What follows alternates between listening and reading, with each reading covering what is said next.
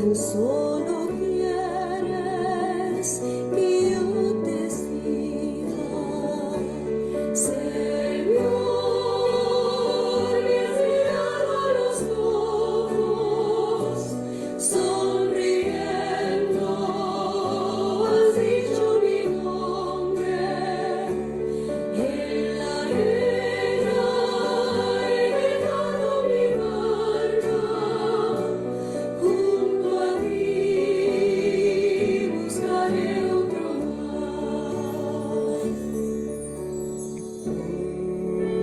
Tú sabes bien lo que tengo en mi barca. No hay oro ni espadas, tan solo redes y mi trabajo. Señor, me has mirado a los ojos, sonriendo, has dicho mi nombre, en la arena he dejado mi barca, junto a ti buscaré otro mar. Tú necesitas mis manos, mi cansancio, que a otros descanse, amor que quiera seguir amando. Señor, has mirado a los ojos, sonriendo, has dicho mi nombre, en la arena he dejado mi barca, junto a ti buscaré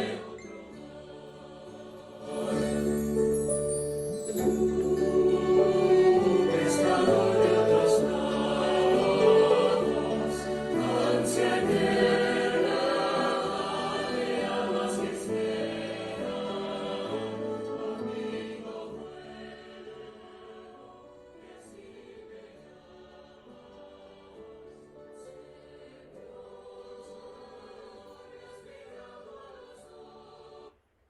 Queridos hermanos, ¿cómo estamos? Estamos llegando a ustedes nuevamente con el gozo que da el Señor. En verdad es un día maravilloso, como siempre lo decimos, porque es una gracia de Dios el tener el presente, ¿no? Ese maravilloso regalo que Dios nos da cada día. Estamos llegando al día 30 de noviembre. Ya mañana comenzamos nuevo mes, ¿no? Hemos entrado al tiempo de Adviento, un tiempo de gracia, de espera, un tiempo de gozo, ¿no? En esa preparación. Es maravilloso sentir ese espíritu vivo que ya el Señor está poniendo en mí, ya en este tiempo. Como les decía, hemos tenido unos días así como nubladones, pero sabemos que Dios Todopoderoso siempre permite que los rayos del sol salgan para todos. Así es que estamos con ese gozo llegando a ustedes porque no podemos ser menos el día de hoy. En verdad es maravilloso compartir con ustedes desde el sur de California, como ya es mi costumbre, platicar con ustedes el Evangelio del día. Y el Evangelio del día de hoy nos viene, ya que estamos hoy en día en la celebración de San Andrés, ¿no? El Evangelio de hoy nos viene de San Mateo capítulo 4, versículo del 18 al 22. Para aquellos que les gusta anotar, como yo siempre los digo, el Evangelio nos viene de San Mateo 4, 18, 22. Y nos dice así: en aquel tiempo, pasando Jesús junto al lago de Galilea, vio a dos hermanos, Simón, también llamado Pedro, y su hermano Andrés. Eran pescadores y estaban echando la red en el lago. Jesús les dijo: vengan conmigo y los haré pescadores de hombres. Ellos dejaron de inmediato sus redes y se fueron con él. Más adelante vio a otros dos hermanos, Santiago y a Juan, los hijos de Zebedeo, que estaban en la barca con su padre, reparando las redes. Los llamó y ellos dejaron enseguida la barca y a su padre y lo siguieron.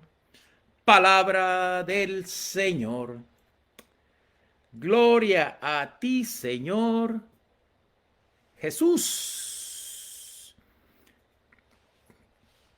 Y esto me trae a recordar, mis hermanos, que buena parte del ministerio de Jesús estuvo en alimentar el discipulado, ¿no?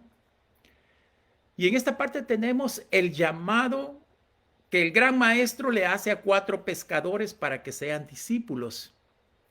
Toda Galilea estaba centrada alrededor del mar de Galilea. En aquellos tiempos también se conocía por el lago de Genezaret y el lago de Tiberíades. Y en tiempos pasados sabemos que en los tiempos de Jesús siempre fue conocido por ese nombre, ¿no? Este lago tiene aproximadamente 20 o 21 kilómetros de largo de norte a sur y 14 de ancho de este a oeste, ¿no? El mar de Galilea, mis hermanos, si nos ponemos a pensar, es pequeño. No es un mar, por lo tanto, es un lago. Por lo tanto, San Lucas nunca lo llama mar, sino que lago. Y esto se debe, mis hermanos, porque los judíos solían llamar a grandes extensiones de agua mar, ¿no? Pero el mar de Galilea, en los tiempos de Jesús, mis hermanos, tenían alrededor de unos 30 pueblos alrededor de pescadores que rodeaban el lago. Y Cafarnaún era el mayor de los pueblos. Tenía una forma angulada y podríamos decir, como dicen vulgarmente, era más ancho de arriba que de abajo. Y se encuentra en una gran parte de la superficie bajo la tierra, ¿no? Por la que corre el valle del Jordán, mis hermanos. Y la superficie del mar de Galilea está a 210 pies del metros bajo el nivel del mar. Y el hecho de encontrarse a esa profundidad es una superficie aquí en la tierra que le da un clima, mis hermanos, muy cálido a toda esa región y hace toda esa tierra del alrededor muy fértil.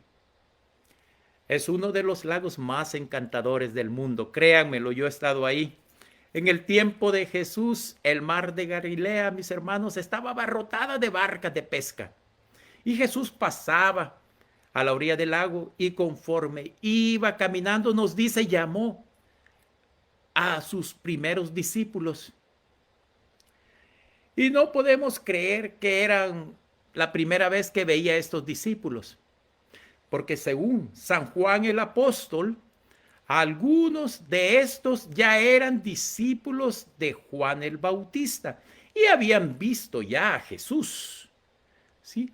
Sin duda, ya conocían a Jesús, ya le habían escuchado, pero fue en ese momento cuando les llegó la oportunidad de una vez y para siempre de asociarse con él, mis hermanos.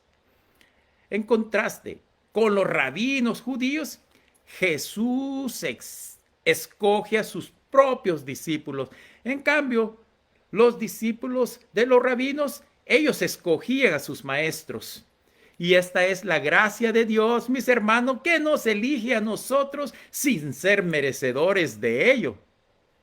Y Jesús dedicó a buena parte de su discipulado a eso. Y escogió a un buen número de discípulos entre aquellos que llamó, a los cuales instruyó y preparó para la misión que él los había escogido, mis hermanos. Y en esta ocasión escoge a 4 pescadores, los cuales se encontraban en sus quehaceres laborales. El llamado, mis hermanos, que Jesús les hace de Andrés y de Andrés, de Santiago, es muy importante, mis hermanos, de cada uno de ellos, porque Él les dice claramente, vengan y los haré pescadores de hombres. Claro que se puede aprender mucho de este llamado. Este encuentro ha sido algo maravilloso de lo cual tenemos que tomar conciencia. Y primero, para mí, lo primero que yo veo es el deleite que usa y que tiene Dios al usar gente común. No era gente de gran preparación o intelectuales o influyentes o ricos o de posiciones sociales grandes. Eran simplemente trabajadores, mis hermanos, sí, sin una posición social. Y estoy seguro que cualquiera hubiese dicho que eran personas sin un gran futuro. Eran hombres comunes y corrientes los que nuestro Señor escogió.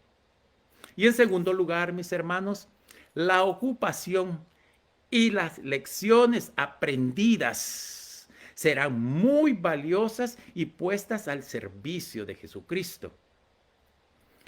Los pescadores pueden tomar ventajas de sus experiencias, esas experiencias aprendidas tal de Jesús como la paciencia, la perseverancia, el tipo de carnada que iban a utilizar al momento de pescar hombres. En tercer lugar, estos hombres, mis hermanos, decidieron inmediatamente, sin pensarlo, sin pensar en eso que dejaban atrás, dijeron, te seguimos. Seguramente Jesús más adelante llama a dos más, ¿no? A Santiago y a Juan, los cuales se encontraban remendando junto a su padre Zebedeo las redes. Y posiblemente se trataba, yo creo, de una atarraya, ¿no? De aquellos tiempos, que era una red circular, ¿no? Que se utilizaba para pescar, te tiraba el agua desde el barco, ¿no? Desde el bote. Y estoy seguro que muchos de ustedes conocen las atarrayas, ¿sí? Y saben muy bien que eran las que se utilizaban para la pesca. Tanto Jacobo como Juan, al igual que Pedro y Andrés, dejándolo todo, mis hermanos, ¿verdad? Lo dejaron todo y atendieron al llamado que Jesús les hacía, mis hermanos. Y esto nos da una gran enseñanza, que el seguimiento de Jesús, mis hermanos, comienza con un encuentro. Y en ese momento podemos captar ese llamado de la libertad de seguirlo. Porque no puede haber un seguimiento del Señor si no existe este espacio de intimidad y el reconocimiento de su palabra y de que Él mismo nos busca. Hoy día en que celebramos a San Andrés apóstol, hermano de Pedro y pescador al igual que él, en esas mismas aguas del lago, ¿verdad? El texto, mis hermanos, nos habla de la vocación de esos primeros discípulos. Si nos damos cuenta verdaderamente, Jesús se acerca a ellos, como dije antes, a su lugar de trabajo y allí les propone algo nuevo. Son hombres que conocen el lago, saben de redes y del mejor horario para pescar. Y ahora Jesús, mis hermanos, les invita a dejar ese mejor oficio que ellos conocían y aventurarse a un futuro incierto, a ser pescadores de hombres. O sea, a buscar seguidores para el Señor. Y seguramente que los apóstoles deben haber tenido, mis hermanos, muchas dudas. Créanmelo, no es fácil lanzarse al vacío en una red de seguridad donde vas a caer confortable. ¿De qué iban a vivir si no seguían pescando, que era el oficio? ¿Qué iba a pasar con la familia de ellos si ellos no proveían? Pero el cambio propuesto es radical, mis hermanos, porque no se puede seguir a Jesús y seguir mirando hacia atrás. El relato, mis hermanos, nos continúa diciendo el Evangelio que a pesar de sus temores, los discípulos lo dejaron todo y siguen al Maestro. Y esa es la mayor enseñanza, la confianza plena en que Jesús se encargará de todo lo nuestro y no tenemos de qué preocuparnos. Mis hermanos, fe. Que tengan un maravilloso resto del día, mis hermanos, y que Dios me los bendiga siempre. Vivan en esa gracia plena de mi Señor